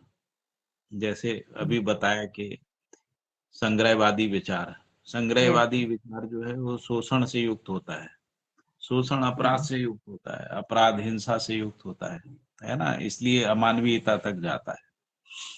इसी प्रकार से द्वेष का जो विचार है ना, जिसको कह रहे हैं कि वो घृणा और हिंसा से युक्त होता है। घृणा हिंसा जो है वो अपराध से युक्त होती है, अपराध जो है वो हिंसा और युद्ध से युक्त होता है। तो इस प्रकार से धर्मपूर्ण विचार पूर्वक ही हमको बौद्धिक नियम स्पष्ट होते हैं समाज में, मानव समाज में बौद्धिक नियम, और उनका बौद्धिक नियमों का महत्व समझ में आता है ना। जी, अभी हम लोग बहुत व्यक्तिवादी बढ़िया। विचार करते हैं, इसलिए बौद्धिक नियम हमको पकड़ में ही नहीं आते। जी, बहुत बढ़िया भैया, सीधा कनेक्शन मतलब हाँ। ये। जैसे हम समृद्धि को व्यक्तिवादिता में देखते हैं ना, या परिवार की सीमा तक देखते हैं समृद्धि को, तो असंग्रह स्पष्ट नहीं होता है। जबकि असंग्रह का मतलब है कि जो उत्पादित वस्तु है वो सुलभ हो जाना, सभी को सुलभ हो जाना, उसको असंग्रह कह रहे हैं। क्योंकि यदि वस्तु सुलभ है तो संग्रहवादी विचार नहीं होता है। वस्तु सुलभ नहीं होती है, इसलिए संग्रहवादी विचार होता है। वस्तु का संग्रह नहीं हो सकता है, इसलिए मुद्रा को रूप में हमने एक परिकल्पना को बनाया। मुद्रा का संग्रह हो सकता है, वस्तु का संग्रह नहीं हो सकता है ना। इसलिए संग्रहवादी विचार ही मुद्रा को जन्म देता है ना। मुद्रा को भी एक सीमा के बाद जो है वो संग्रह नहीं किया जा सकता, इसीलिए प्रतिभूति आया है ना। प्रतिभूति जिसको शेयर करें, प्रतिभूति के रूप में हम ज्यादा इकट्ठा कर सकते हैं, यस, है ना। और वो भी तो सिक्योरिटी और संग्रहवादी, सम्मान का आधार है। वो भी अभी के संसार में हाँ सिक्योरिटी और सम्मान का आधार वही मान लिए हैं हम। हाँ, तो हम इसको जब तक व्यक्तिवादिता में देखते हैं ना, बौद्धिक नियमों को, कि मैं नहीं जी रहा हूँ, मैं नहीं कर रहा हूँ, उससे नहीं होता है ना। जैसे यस, स्नेह को हम यदि पूरी मानव जाति में देखेंगे तो व्यक्ति का हर संबंध में स्नेह, परिवार का हर परिवार के साथ स्नेह, है ना। समाज का आपस में स्नेह, राष्ट्र के साथ स्नेह, है ना, राष्ट्र का अंतर्राष्ट्र के साथ स्नेह। इस तरीके से स्नेह की एक सूत्रता में, है ना, हिंसा और घृणा और युद्ध से मुक्ति है। नहीं तो घृणा बनी रहेगी। मान लीजिए हम समुदाय तक स्नेह रखते हैं तो दूसरे समुदाय से उपेक्षा या घृणा, ये दो में से कोई एक रहेगा, है ना। तो उपेक्षा यदि है और स्नेह है तो स्नेह प्रमाणित नहीं होता। यदि कोई किसी के भी प्रति उपेक्षा है और हम ये कहते हैं कि हमारा इनके साथ स्नेह है, तो वो स्नेह नहीं है ना। वो स्नेह तब तक ही है जब तक कि आपके वो अनुकूल है। जिस दिन वो प्रतिकूल हो जाता है, स्नेह नहीं रहता है। तो अनुकूलता को हम स्नेह के रूप में डिफाइन कर लेते हैं, जबकि स्नेह जो है वो मूल्य है। मूल्य जो है निरंतरता के अर्थ में रहता है। तो स्नेहवादी विचार ही जो है समस्या का समाधान करता है ना। उसी को धर्मपूर्ण विचार भी कह रहे हैं। यह धर्मपूर्ण विचार पूर्वक स्नेह मानव परंपरा में स्नेहवादी विचार बौद्धिक नियम के रूप में स्पष्ट होता है। इसी प्रकार से विद्या है। तो जब तक हमको अस्तित्व ज्ञान, जीवन ज्ञान, मानवीयतापूर्ण आचरण ज्ञान स्पष्ट नहीं होता है ना। ज्ञान ही विद्या है, उसमें भी जीवन विद्या है ना। तो विद्या जब तक स्पष्ट नहीं होती है तब तक अविद्या पूर्वक, यानी शरीर को जीवन मान के जीते रहते हैं, शरीर को जीवन मान लेते हैं, और ब्रह्म तो स्पष्ट होता ही नहीं है, तो वो रहस्य में ही पड़ा रहता है। तो इसलिए ईश्वर की मनमानी व्याख्याएं कर लेते हैं, है ना। और इन दोनों के भ्रमवश मानवीयतापूर्ण आचरण का मनमानी व्याख्या कर लेते हैं। व्याख्या में यही समझ में आता है कि मानवीयतापूर्ण आचरण जैसा कुछ होता ही नहीं है, ये सब बंधन है और इससे मुक्त होना है, इसलिए मोक्ष की कल्पना कर लेते हैं। तो अविद्या जो है किस प्रकार से समस्या बनती है आदर्शवाद में, भौतिकवाद में, ये समझ में आता है ना। बहुत बढ़िया। अभी पूरा आदर्शवाद अविद्या का शिकार है। इसीलिए सबकी जो जीवन ज्ञान के संबंध में सबकी व्याख्याएं अलग अलग है। सबकी व्याख्याएं इसीलिए अलग अलग हैं क्योंकि जीवन ज्ञान स्पष्ट नहीं है ना। जीवन विद्या स्पष्ट नहीं है। पहले तो जीवन ही स्पष्ट नहीं है, फिर जीवन का विद्या तो उससे आगे की चीज है ना, जिसको हम जीवन विद्या कह रहे हैं, यानी जीवन मान के जीना। अभी जीवन ही स्पष्ट नहीं है तो क्या मान के जिएंगे, तो मनमानी तरीके से जीना ही निकल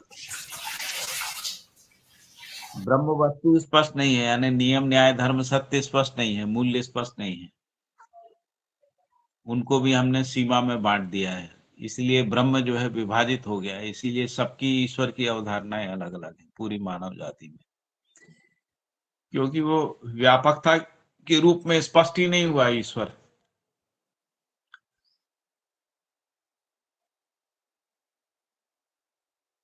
नित्यता के रूप में स्पष्ट नहीं हुआ ईश्वर, या जिसको हम ब्रह्म वस्तु कह रहे हैं। और इसीलिए आदर्शवाद में ईश्वर की मनमानी व्याख्याएं, जितने थियोलॉजीज हैं, जितने रिलीजन है, उतने प्रकार की ईश्वर की अवधारणाएं हैं। बल्कि एक ही परंपरा जिसको हम लोग सनातन परंपरा कह रहे हैं, इसमें लाखों प्रकार की ईश्वर की संकल्पनाएं हैं। हम तो कह रहे करोड़ों देवी देवता है ना। ईश्वर में भी हम तय नहीं कर पा रहे हैं कि ईश्वर एक है। फिर उसमें भी जिसको हम ईश्वर मानते हैं वही सबसे श्रेष्ठ है। जैसे शैव कहते हैं शिव श्रेष्ठ है, शाक्त कहते हैं शक्ति श्रेष्ठ है, वैष्णव कहते हैं विष्णु श्रेष्ठ है, सौर्य कहते हैं सूर्य श्रेष्ठ है, सूर्य भगवान ही श्रेष्ठ है। तो स्वयं श्रेष्ठता का अहंकार भी आ जाता अविद्या के कारण से, है ना। और यही भौतिकवाद में है, क्रिया को जब टुकड़े में देखते हैं तो भौतिकवाद अविद्या का शिकार होता है। क्रिया को निरंतरता में, क्रिया को सहअस्तित्व में देखने से क्रिया का लक्ष्य, क्रिया की दिशा और क्रिया का गंतव्य स्पष्ट होता है। तभी हमको विद्या स्पष्ट होती है ना, भौतिकवादी विद्या स्पष्ट होती है। अभी हम भौतिकवादी विद्या को यंत्रीकरण तक ही ले जा पाए हैं, निरंतरता तक हम नहीं समझ पाए हैं। इसीलिए जो साइंसेस हैं उसमें लक्ष्य का पता नहीं है, लक्ष्य विहीन है, दिशा विहीन है ना। विज्ञान जो है लक्ष्य विहीन, दिशा विहीन है। पूछें कि ये जो वैज्ञानिक क्रियाकलाप है ये कहाँ जा रहा है, तो लोगों को पता नहीं कहाँ जा रहा है। जो भी थोड़ी बहुत कल्पना बनती है तो कह रहे हैं विध्वंस की ओर जा रहा है ना, क्योंकि अविद्या में है, अविद्या का शिकार है विज्ञान, अविद्या का शिकार है आदर्शवाद, भौतिकवाद, है ना। तो विद्या के विचार पूर्वक जो है निश्चित और स्थिर आचरण का पहचान होता है, स्थिर और निश्चित विचार का पहचान होता है, स्थिर और निश्चित व्यवहार का पहचान होता है, स्थिर और निश्चित व्यवसाय का पहचान होता है ना, विद्या पूर्वक। इसलिए विद्या को बौद्धिक नियम बोला है। इसी प्रकार भय है, अभी मानव जाति भय के विचार से संचालित हो रही है ना। हम लोग जितना भी परिवार से लेके अंतर्राष्ट्रीय तक हम जो नियंत्रण देखते हैं वो भय का नियंत्रण है, यानी भयवादी विचार है। जैसे पीनल कोड्स हैं, दंड विधान है ना, दंड का विचार है, दंड संहिताएं हैं, है ना, दंड चलाने की प्रक्रियाएं हैं, जिसको सीआरपीसी, आईपीसी आदि बोलते हैं, एविडेंस एक्ट बोलते हैं। ये सब भय से नियंत्रण प्रणाली है। भयवादी विचार ही परिवार में है, समाज में है, राष्ट्र में है, अंतरराष्ट्र में है ना। अभी एक अंतरराष्ट्रीय स्तर पे भी जब हम विश्व व्यवस्थाओं की संकल्पना करते हैं तो हमको लगता है कि विश्व गवर्नमेंट की अपनी आर्मी होना चाहिए, अपना दंड देने का अधिकार होना चाहिए। इसीलिए इंटरनेशनल कोर्ट ऑफ जस्टिस बनाया है ना, इसीलिए हमने यूएन आर्मी बनाई, क्योंकि विचार ही भय का विचार है ना, भय से मुक्त विचार की संकल्पना ही नहीं है ना। इसीलिए भय का विचार जो है अनियंत्रण को पैदा करता है। इसलिए जितना भी हमने भय का प्रयोग किया है उतना ज्यादा समाज में अनियंत्रण आतंकवाद के रूप में पैदा हुआ है ना। ऐसे ही अहंकार है, सारे युद्ध के मूल में अहंकार ही होता है, इनका अहंकार या उनका अहंकार। जैसे हमास के रूप में इस्लामिक लोग मानते हैं कि उनका विचार जो है सबसे श्रेष्ठ है, तो यहूदियों को खत्म हो जाना चाहिए। यहूदी ये मानते हैं कि वो सर्वश्रेष्ठ हैं, इसलिए दूसरे को नहीं आगे आना चाहिए। ये कॉन्फ्लिक्ट का कारण बनता है। यही कॉन्फ्लिक्ट क्रिश्चियनिटी और इस्लामिक ट्रेडिशंस में रहा है, जिसको हम लोग ऑटोमन रोमन साम्राज्य के कॉन्फ्लिक्ट के रूप में देखते हैं, है ना। ये सब अहंकारवादी विचार है। अहंकारवादी विचार स्वयं श्रेष्ठता के अहंकार से पैदा होता है।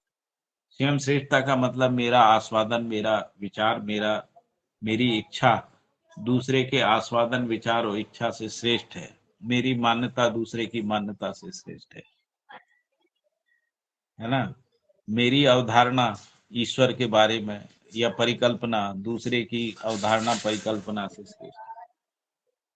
मेरे धर्म का आचरण दूसरे के धर्म के आचरण से ज्यादा श्रेष्ठ है। ये अहंकारवादी विचार है।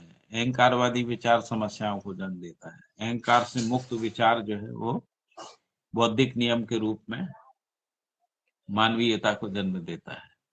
तो इस प्रकार से बौद्धिक नियमों को जब हम बहुत व्यापकता में, पूरी मानव परंपरा में जो विचार क्रिया है उसमें जब विश्लेषित करते हैं, तब बौद्धिक नियमों का महत्व हमको समाधानात्मक विचार के रूप में, मानवीय प्रवृत्ति के रूप में पहचानने में आता है।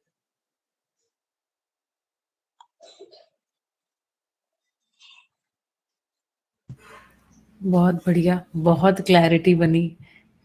जब आप खोल के एग्जाम्पल देके समझाते हैं ना, तो बहुत सारी चीजें स्पष्ट दिखने लग जाती हैं एकदम। अन्यथा कई बार शब्दों तक ही रह जाती हैं, है ना। क्या कहना है बाकी लोगों का? यस यस, एकदम अग्री। और अपने को भी सोचने का एक्सटेंशन पता चलता है कि यहाँ तक सोच सकते हैं। समस्याओं का भी हमको इतना पता नहीं रहता है। जब भैया से बात होती रहती है, जब उनका अध्ययन, जब हम यहाँ भी सत्र चल रहे थे करते थे, तो कभी ग्लोबल लेवल तक हम सोच ही नहीं पाते हैं। इतने सीमितता से हम सोचते हैं, तो समस्या को भी देखने का हमारा व्यू नहीं बनता है, क्योंकि हम भी इतना ही सोच पाते हैं कि अपने और अपने एक्सटेंशन कहाँ तक है। तो मैक्सिमम समाज तक सोच पाते हैं, अंतरराष्ट्र राष्ट्र तक तो सोच भी नहीं पाते, समस्या को भी डिफाइन नहीं कर पाते हैं, उसका समाधान भी नहीं है। तो जब दर्शन से कनेक्ट होने के बाद यहाँ तक ना, कभी कभी छोटी छोटी घटनाओं में हम न्यूज़पेपर रीडिंग के बाद देख लेते हैं, लेकिन हर एक मानव को अपने तरह देखने का एक मानसिकता डेवलप नहीं होता है। जब तक भैया से जब भी बात होती है, तब यहाँ तक का एक्सटेंशन मैं अपने में भी देखती हूँ। और जब भी अपने में मेरे को जब भी कोई समस्या दिखती है, तो वहां उनसे ही कनेक्ट होती हूँ कि भैया कैसे सोचते होंगे, तो हम उसी तरह से अपना अभ्यास डालें, है ना। तो ये भी एक अभ्यास का मुद्दा है कि सोचे, फिर वहां धर्मपूर्ण विचार को इम्प्लीमेंट कैसे करना है, किस तरह से अपने में और सभी पांचों आयामों में कैसे देखेंगे, पांचों स्थिति में, चारों आयामों में कैसे देखेंगे और मनन चिंतन करेंगे, वो भी एक अभ्यास का मुद्दा है ना भैया, विचार अभ्यास का। तो कृष्ण गोपाल जी ने जो बात की थी ना कि मूल्य जो है वो बौद्धिक है, ऐसा बोल रहे थे ना। तो मूल्य विचार नहीं है, मूल्य विचार से आगे की चीज है ना, जिसको हम विश्वास कहते हैं। विश्वास विचार नहीं है ना, प्रेम विचार नहीं है। मूल्य तो वास्तविकता के रूप में है, वस्तु के रूप में। क्योंकि विचार में तुलन विश्लेषण है, मूल्यों में तुलन विश्लेषण नहीं है। यदि विश्वास में तुलन विश्लेषण है, तो फिर वो विश्वास नहीं है ना। जैसे स्नेह में तुलन है, तो स्नेह नहीं। यदि हम तुलनात्मक रूप से किसी से कम, किसी से ज्यादा करते हैं, तो फिर वो मूल्य नहीं है, क्योंकि मूल्य पूर्ण है, तो सबके साथ एक जैसे ही होगा।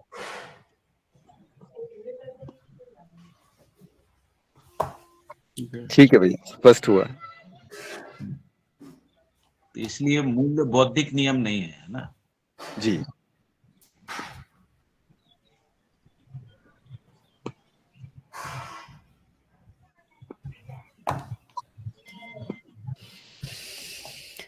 बहुत बढ़िया। ज्योति दीदी कह रही है बहुत बढ़िया क्लैरिटी सुरेंद्र भैया, बाय योर एग्जाम्पल्स। हाँ, ये बात तो सही है, एग्जाम्पल से काफी सारी क्लैरिटी बनती है, सोचने के लिए दिशा भी मिलती है, उसके आगे हम उसको फैला ही सकते हैं, ये भी बात रहती है। इस प्रकार की जब दूसरी बातें सुनने में आती हैं या हमारे सामने से कोई भी बात गुजरती है तो हमारा ध्यानाकर्षण भी आसानी से हो पाता है। तो इतनी सारी क्लैरिटी के लिए बहुत बहुत धन्यवाद। 8:53 हो गए हैं। आज की सभा को यहीं पर समाप्त किया जाए।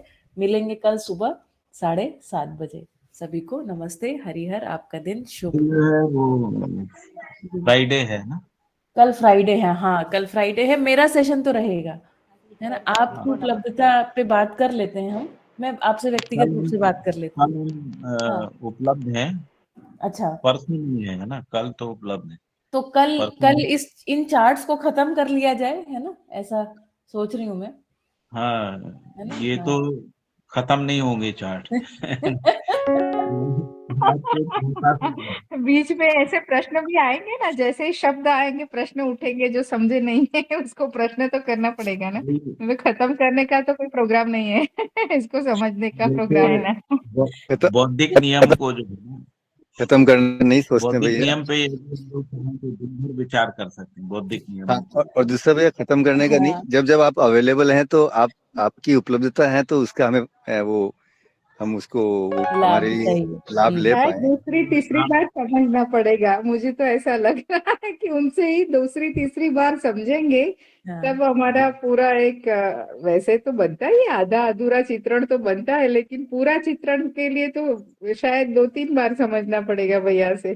हाँ, ये पूरा नहीं होने वाला है, क्योंकि समझना है। जोड़ के देख पाना है ना, एक हाँ, चीजों को अनुक्रम में देख पाना, यस। अविभाज्यता में देख पाना, अखंडता में देख पाना, इसी को मनन चिंतन कह रहे हैं ना। यही हमें मनन। आपसे सीखना है। हम्म। है ना। तो ठीक है, जितना समय लगेगा, जब जब अवेलेबिलिटी है, ये चल ही रहे हैं सत्र। जब हमने शुरुआत किया था तो सोचा था मानवीय प्रवृत्तियों में परिमार्जन ये नाम दिया था, सोचा था एक चार्ट है वो एक्सप्लेन होगा, वो आगे बढ़ते जा रहा है और अच्छी बात है ना। मैं तो बहुत खुश हूँ, बहुत सारी क्लैरिटी बनती है, और जब हम कोई प्रश्न पूछ लेते हैं ना, फिर जब आप एग्जाम्पल देते हैं तो असली मजा आता है ना। तो तब एकदम क्लैरिटी से चीजें खुल जाती हैं सभी के लिए, है ना। सो मुझे लगता है कि ठीक है, इसको हम कल कंटिन्यू करते हैं, और जितना समझना है उसको समझेंगे, मनन चिंतन की भूमि तक हमें पहुंचा दीजिए। है ना, ये प्रार्थना। चलिए ठीक है, तो मिलते हैं कल प्रश्न सुबह पूछना 7:30। जरूरी है, प्रश्न पूछना जरूरी है। ये भी सबको बोलिए कि प्रश्न पूछिए। निमिषा दीदी कह रही है सारे लोग प्रश्न पूछिए, है ना। कल से सबको मैं पहले बकायदा इंस्ट्रक्शन देंगे, ट्रेनिंग देनी पड़ेगी। जनवाद। मैं जी। मैं जब पहले मंगल निकेतन में भैया का अध्ययन सत्र होता था ना, मैं और दीपेश जाते थे, हम्म। और दीपेश काफी पूछते रहते हैं, क्योंकि ग्लोबल समस्याओं की बात होती है तो जनरली ऐसा होता है कि पुरुषों को काफी कनेक्शन बैठ जाता है, हम्म। और जो खास करके संग्रह असंग्रह वाला मुद्दा है उसके ऊपर, और युद्ध वाला मुद्दा है उसके ऊपर है, मतलब असंग्रह और भय वाला बहुत जुड़ा हुआ है, अभय और असंग्रह। तो दीपेश पूछते थे, कुमुद काका थे उस टाइम, वो डेथ हो गई उनकी, तो वो हाँ। हमेशा बोलते कि पंड्या साहब आप आते रहिए कि पाठक जी के से प्रश्न पूछ के ही हम लोग कुछ उगलवा सकते हैं। तो प्रश्न पूछना बहुत जरूरी है ना भैया। हाँ, हाँ, सही बात है। क्योंकि उनका तो निरंतर जो भी प्रश्न होगा उसके ऊपर विश्लेषण चालू ही रहता है, बहुत अच्छे से विश्लेषित कर पाते हैं ना, हमारे प्रश्नों का जवाब भी मिलता है और काफी लोगों को और प्रश्न खड़े हो सकते हैं। तो सही बहुत बात बहुत है। धन्यवाद भैया आपका, और सही। प्रश्न पूछिए प्लीज। सही और है। दीदी प्रश्न पे मुझे एक बात याद आ रही थी, या तो पूरा समझ में आ जाता है तो प्रश्न नहीं होता है, या बिल्कुल समझ में नहीं आता है तो प्रश्न नहीं होता। एकदम सही भैया आप। एकदम सही। सही बात है, लेकिन कृष्ण भैया उसमें क्या है, सुनते रहने से ना धीरे धीरे चीजें खुलने लगती हैं। जैसे बहुत सारे लोग जो नए भी बैठे हैं ना इस सत्र में, तो बहुत सारे लोगों ने ये सारे एग्जाम्पल पहली बार सुने हैं। जिन लोगों ने ये एग्जाम्पल पहली बार सुने, वो उनके लिए सिंक इन हो जाएंगी बहुत सारी चीजें, और वो फिर आगे देखने लग जाएंगे। तो सब और स्थितियां दीदी अच्छी स्थितियां ही हैं। एक संकोच जो है ना वो नहीं जी। टूटता है तो फिर प्रश्न नहीं आ पाते हैं और फिर गति नहीं बन पाती, उस अर्थ में जी। बोल रहा हूँ कि एक कुछ जो है, क्योंकि हम ऐसे प्लेटफॉर्म पे हैं और भैया का मैंने देखा है कि हम किसी भी तरह का क्वेश्चन करो, वहां पर वो उसी तरह से उनका जो कंटेंट का जो फ्लो है वो उसी तरह से आता है। तो एक वो क्वेश्चन पूछने की जो संकोच है ना वो खत्म हो जाती है अगर हम पूछना शुरू कर देते हैं कि कोई क्वेश्चन ऐसा नहीं है जो स्टूपिड है या वैसा है, वैसा क्वेश्चन नहीं है, क्योंकि सही भाव बात में भैया की तरफ से वो दिखता ही नहीं है। एक बार संबोधि ने भी पूछा था तो उसने बोला कि ये मेरा हो सकता है स्टूपिड हो, बट ऐसा भैया की तरफ से वापस जब आंसर आता तो वो कहीं ऐसा 1%, मतलब 1% तो वो ज्यादा हो गया, खैर गणित में नहीं लाते हैं इसको, मतलब कहीं वो आता ही नहीं है कि कोई क्वेश्चन स्टूपिड है, सिली है, ऐसा है ही नहीं। बिल्कुल। और आप ये भी पाएंगे कि पापा के साथ तो मुझे लगता है जब बिल्कुल कोई बेसिक प्रश्न कोई पूछ देता है ना, तब बहुत सारे लोगों को जो ऑलरेडी सोचते हैं कि बहुत सारा मुझे समझ में आ रहा है, उन लोगों को खुद ही पहली बार वहां पर क्लैरिटी जा रही होती है। मैंने ये भी चीज को एक्सपीरियंस किया है ना। तो अच्छा है जो भी आपके यस प्रश्न है दीदी, वो थोड़े। बहुत ही सही ऑब्जर्वेशन है आपका। हाँ हाँ बेसिक क्वेश्चन से और ज्यादा क्लियरिटी आती है, और हाँ। जो तात्विक क्वेश्चन है उनसे भी आती है, लेकिन बेसिक क्वेश्चन से ज्यादा आती है। कल आपके इवनिंग सेशन में या जी। शायद कहीं आकाश भैया ने कुछ पूछा था, कल मॉर्निंग में या कहाँ पूछा था अच्छा। कि मुझे तो ये सब नहीं, मॉर्निंग में पूछा था कि मुझे तो ये बोध और ये सब कुछ समझ में नहीं आता है। हाँ और फिर उन्होंने जो क्वेश्चन रखा था ना हाँ। अ, परिवार से संबंधित, तो उससे बहुत मतलब क्लैरिटी बनी। इनको लग रहा है कि हमें समझ में आ गया है, clarity बनने लगती है। हाँ हाँ। बिल्कुल बिल्कुल। सारे लोग जब कोई अपनी बात रखते हैं ना, तो उस बात रखने में हर एक व्यक्ति सोचता है ना, अपने उत्तर का वो क्या उत्तर हो सकता है वो उसके लिए सामने आता है, उसके चित्रपटल पे कहीं आता है, उसके चित्र में कहीं आता है। और जब जैसे हम पापा को या कोई किसी भी अन्य प्रबोधकों को सुनते तो पता लगता है अरे इस बात पे तो मेरा ध्यान ही नहीं गया, अरे ये तो मैंने सोचा ही नहीं, है ना। तो सबके लिए वो एक जुड़ता जुड़ता है मुझे लगता है। बढ़िया, 9 बज गए हैं, चलिए, है ना। जनसंवाद बढ़िया मतलब चलते जाता है और लगता है कि लेट इट बी, है ना, लेट इट गो। तो 8:30 से 9 बज जाता है रोज। चलिए, है ना, मिलते हैं कल सुबह 7:30 बजे। सभी को हरी हर।